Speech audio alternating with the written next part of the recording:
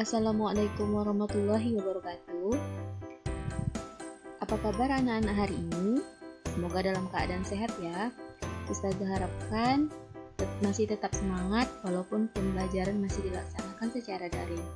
Nah, hari ini kita akan melanjutkan materi kita, yaitu faktor penghambat perubahan sosial budaya dan globalisasi bersama Ustazah Rika. Nah, seperti biasanya, sebelum kita memulai pembelajaran, sebaiknya kita berdoa terlebih dahulu agar ilmu yang didapatkan hari ini menjadi lebih berkah. Nah, sebelum masuk ke materi hari ini, Ustazah akan sedikit mengulang tentang materi sebelumnya. Nah, pada materi sebelumnya, kita sudah sama-sama membahas tentang faktor penyebab perubahan sosial budaya. Faktor penyebab perubahan sosial budaya ini terbagi ke dalam dua bagian. Yang pertama, faktor penyebab perubahan sosial budaya dalam masyarakat, yaitu yang pertama ada perubahan jumlah penduduk, yang kedua penemuan-penemuan baru, yang ketiga pertentangan atau konflik, yang keempat pemberontakan atau revolusi. Yang kedua, faktor penyebab perubahan sosial budaya dari luar masyarakat. Yang pertama lingkungan alam, yang kedua peperangan, dan yang ketiga pengaruh kebudayaan lain. Nah, sekarang kita masuk ke bagian pertama, yaitu faktor penghambat perubahan sosial budaya. Faktor penghambat perubahan sosial budaya dibagi ke dalam beberapa bagian. Yang pertama ada kehidupan masyarakat interasing. Masyarakat asing adalah kelompok masyarakat yang memiliki kesamaan ciri-ciri fisik, sosial, dan budaya yang mendiami suatu kawasan yang terpencil atau berpindah-pindah, terpencar, serta sulit dijangkau. Hal ini dicontohkan pada masyarakat suku pedalaman. Contohnya, suku Korowai. Nah, mereka ini tinggal di rumah pohon, sehingga masyarakatnya terisolasi secara geografis dan menyebabkan perubahan sulit terjadi. Nah, yang kedua, perkembangan ilmu pengetahuan yang terlambat. Suatu masyarakat terasing tidak akan mengetahui perkembangan yang terjadi pada masyarakat lain. Akibatnya, dalam masyarakat ini, ilmu pengetahuan berkembang dengan lambat. Padahal, penguasaan ilmu pengetahuan akan mendorong terjadinya perubahan.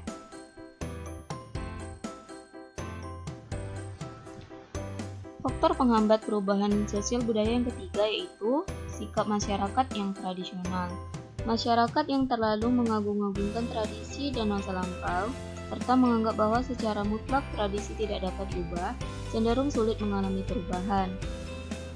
Mereka terlalu terikat pada tradisi sehingga menganggap adat istiadat dan cara-cara yang mereka lakukan selama ini benar dan abadi. Contohnya saja suku Baduy yang ada di Banten yang masih sangat mengagungkan sikap tradisional dari nenek moyang. Mereka mengisolasi diri dari dunia modern. Anak-anak tidak disekolahkan, melainkan hanya belajar dari nenek moyang dan dari alam. Tidak ada listrik serta teknologi-teknologi lainnya.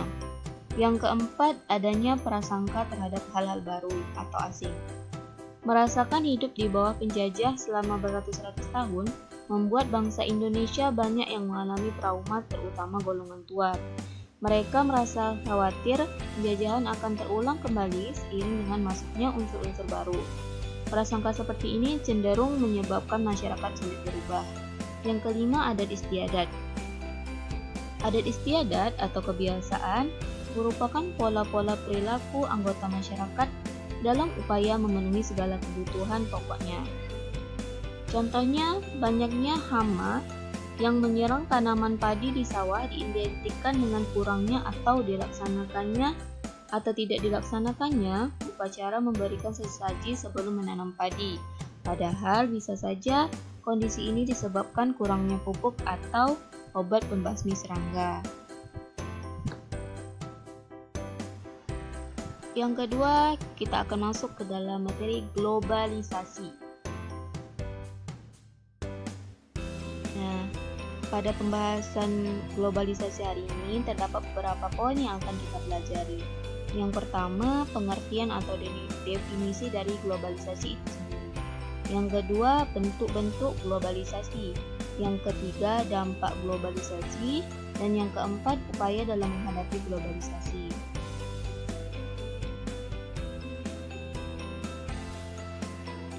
Pengertian atau definisi dari globalisasi. Nah, anak-anak ustazah pasti sudah sering mendengarkan kata globalisasi.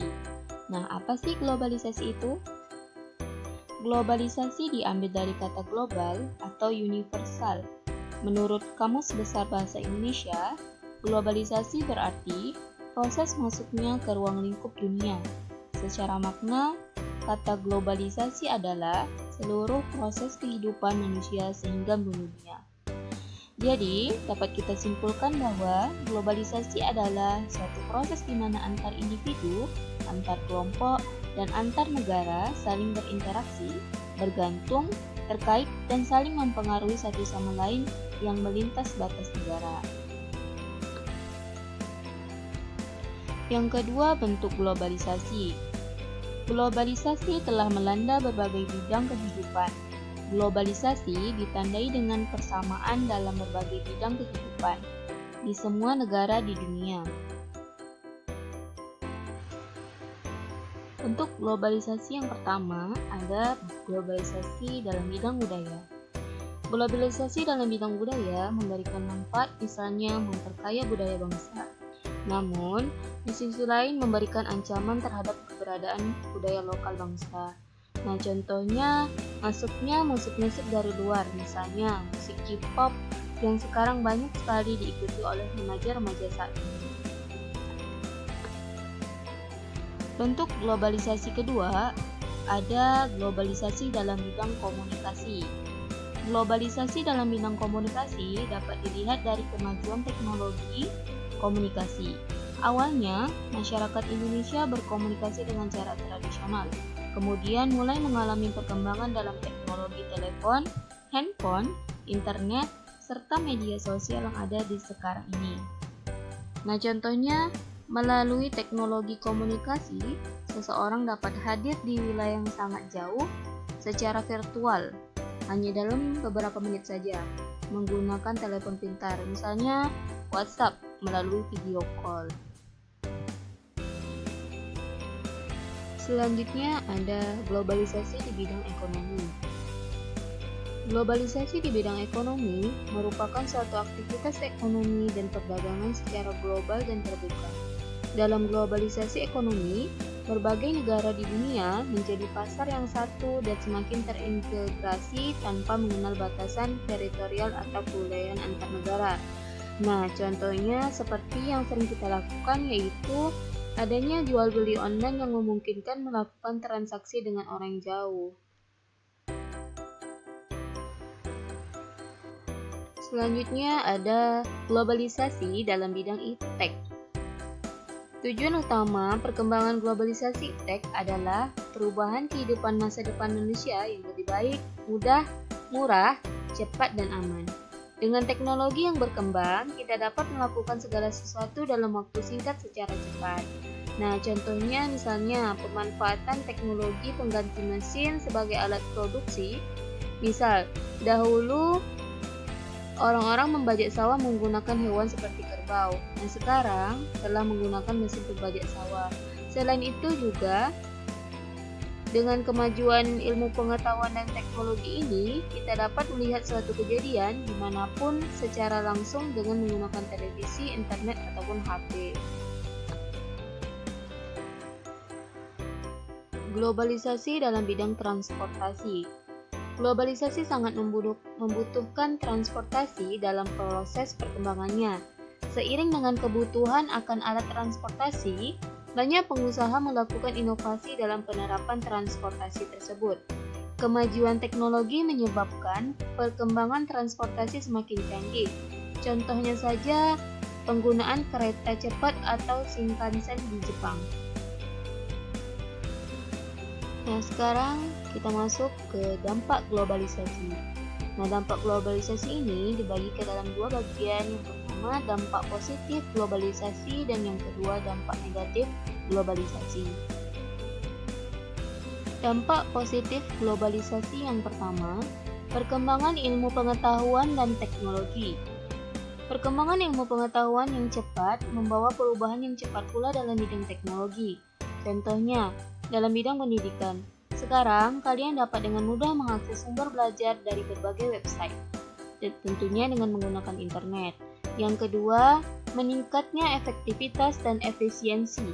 Efektif adalah melakukan tugas dengan benar, sedangkan efisien adalah melakukan tugas dengan cepat. Contohnya, penggunaan teknologi internet dalam penjualan tiket pesawat secara online, karena lebih efektif dan efisien. Bayangkan saja, dalam hitungan menit, tiket yang kita inginkan sudah ada di tangan. Nah, yang selanjutnya, perekonomian suatu negara semakin meningkat. Globalisasi ekonomi tampak antara lain di bidang perdagangan, produksi, investasi, ideologi, organisasi, pasar modal, dan pasar kerja. Hal ini menyebabkan semakin berkembang dan menggeliatnya perekonomian dalam suatu negara. Yang keempat, komunikasi semakin cepat dan mudah. Dahulu, mungkin orang tua kita membutuhkan waktu lama untuk berkomunikasi dengan kerabat jauh atau berada di luar negeri. Media komunikasi yang digunakan biasanya adalah surat menyurat. Nah, saat ini, komunikasi sudah bergeser di antaranya dengan surat elektronik atau email, internet, telepon, media jejaring, sosial, dan sebagainya. Yang terakhir, berkembangnya dunia pariwisata. Globalisasi berdampak positif bagi perkembangan dunia pariwisata di suatu negara, tak terkecuali di Indonesia. Tempat-tempat wisata di Indonesia semakin dikenal masyarakat dunia lewat berbagai teknologi seperti internet dan media sosial lainnya. Penyebaran informasi melalui media internet, aplikasi smartphone misalnya Instagram, WhatsApp, atau yang lainnya, menjadikan tempat-tempat wisata dikunjungi oleh wisatawan dengan mudah diketahui orang lain, sehingga mereka tertarik berkunjung di tempat tersebut. Dampak negatif dari globalisasi yang pertama yaitu adanya westernisasi. Nah, apa sih westernisasi itu? Westernisasi adalah suatu perbuatan seseorang yang mulai kehilangan nasionalisme dengan meniru atau melakukan aktivitas kebarat-baratan. Contohnya, perilaku hidup bermewah-mewahan. Yang kedua ada demoralisasi. Demoralisasi adalah menurunnya atau merosotnya akhlak atau moral seseorang. Contohnya, seseorang yang melakukan pencurian atau penjamretan. Dampak negatif globalisasi yang selanjutnya yaitu kesenjangan sosial ekonomi.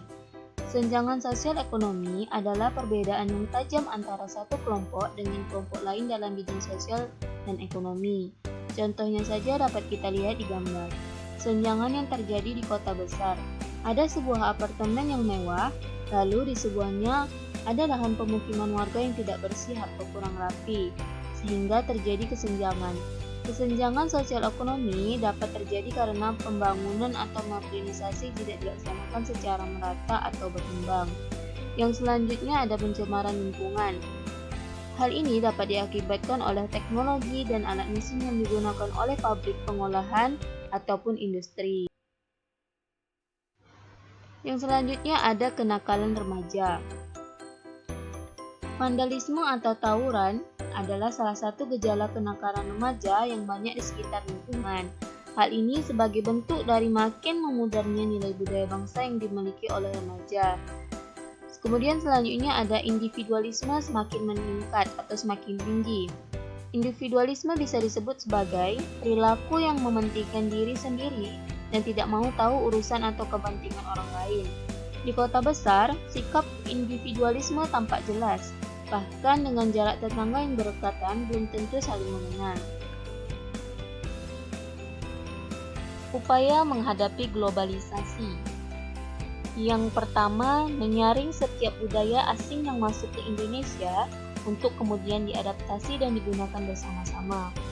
Yang kedua, mematenkan setiap budaya Indonesia serta mempublikasikannya agar tetap terjaga dan menjadikan masyarakat Indonesia bangga memilikinya.